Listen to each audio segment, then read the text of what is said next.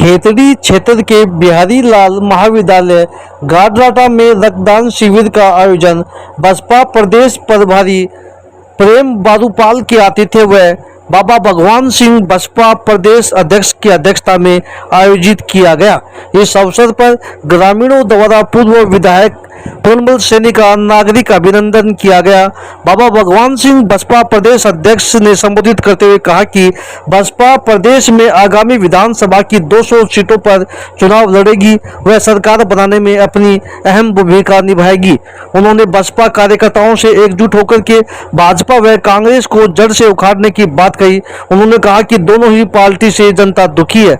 इस अवसर पर पूर्व विधायक पूर्णबल सैनी ने कहा कि आगामी विधानसभा चुनाव में बसपा की टिकट पर खेतड़ी से चुनाव लड़ूंगा। वह अब की बार खेतड़ी में बसपा जीत हासिल करेगी।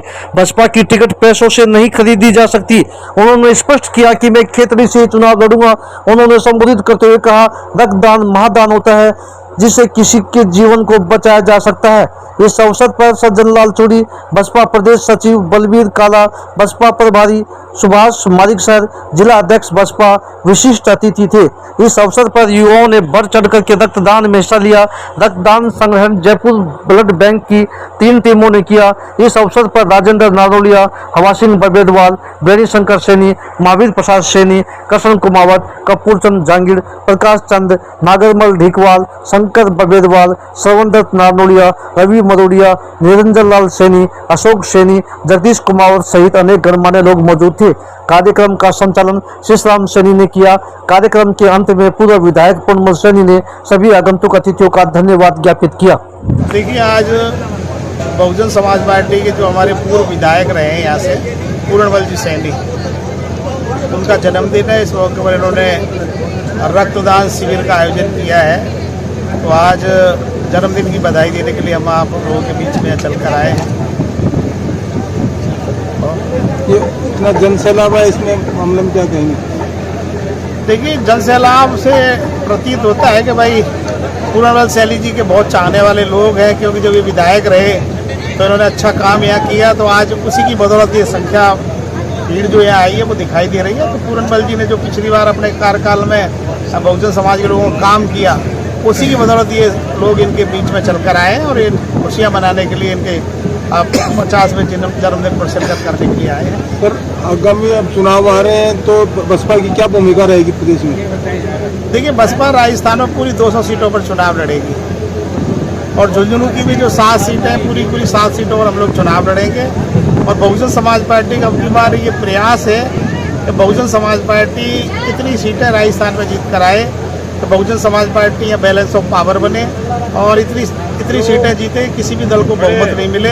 और जब किसी भी दल को बहुमत नहीं मिलेगा तो उत्तर प्रदेश की तरफ राजस्थान में भी बहुजन समाज पार्टी को सरकार बनाने का मौका मिलेगा।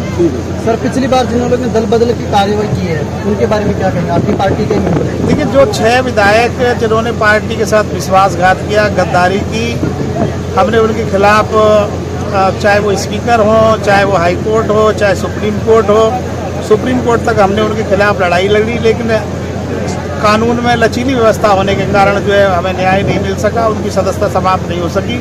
लेकिन अब चुनाव नज़दीक है, क्योंकि 4 महीने चुनाव में रहे हैं। ये हम जरूर विश्वास दिलाते हैं कि जो 6 विधायक पार्टी छोड़कर गए, किसी भी कीमत पर उनको बहुजन समाज पार्टी में शामिल नहीं किया जाएगा और ना ही टिकट दिया जाएगा और ना ही चुनाव लड़ाया जाएगा।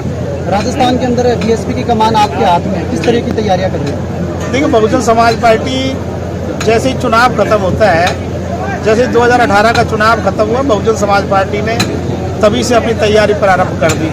और अभी हम लोगों का बसपा चली गांव की ओर एक अभियान चल रहा है, जिसमें हमारा बड़े से लेकर छोटा पदाधिकारी, चाहे वो प्रदेश के प्रभारी हो, हम स्वयं प्रदेश अध्यक्ष हो, उपाध्यक्ष हो, महासचिव हो, चाहे हमारे प्रदेश के सचिव या जिले के प्रभारी, जिलाध्यक्ष, इवन सभी पदाधिकारी हमारे गाँव में जा रहे हैं। और बसपा की रीति नीतियाँ जो कार्य आदरणीय बहन कुमारी मायावती जी ने अपने 4 बार के शासनकाल में यूपी में किए, उन सारी चीज़ों को बताने का काम करें। साथ ही आज जिस प्रकार का माहौल राजस्थान में है, क्योंकि कहने को तो यह कांग्रेस की सरकार है और कांग्रेस ये दावा भी करते हैं कि हम दलितों के सबसे बड़े हितैषी हैं, कमज़ोर वर्ग के, आदिवासी के लोगों के, पिछड़े वर्ग के सबसे बड़े हितैषी हैं। लेकिन जितने 4.5 साल में जुल्म जाति अन्य अत्याचार, चाहे वो दलित हो, मुस्लिम हो, आदिवासी हो, माइनॉरिटी के लोग हों, चाहे वो पिछड़े वर्ग के लोग, जितना ज़्यादा जुल्म ज्यादती 4.5 साल में राजस्थान में हुआ है, इसको जनता समझ रही है और जनता ने पूरा मन बना लिया कि अब की बार वो परिवर्तन लाएगी।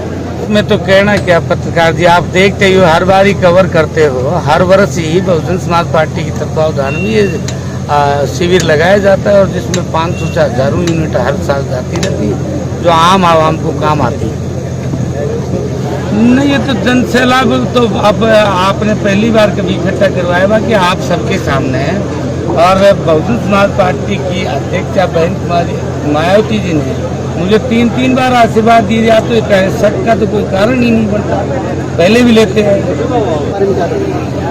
नहीं, वर्तमान सरकार ने क्या है, जो आज राजस्थान में जिस दल की सरकार है वो तो आज़ादी के वर्षों में 75% राज देश पर किया है, वो तो कभी नहीं कर पाई। मतलब गरीब लोगों को और लिपा पोती करके जिंदे रखने का काम सर्वे करवा के बीपीएल की और उनमें 35-35 किलो अनाज दे के जिंदा रखने का काम किया इस बार।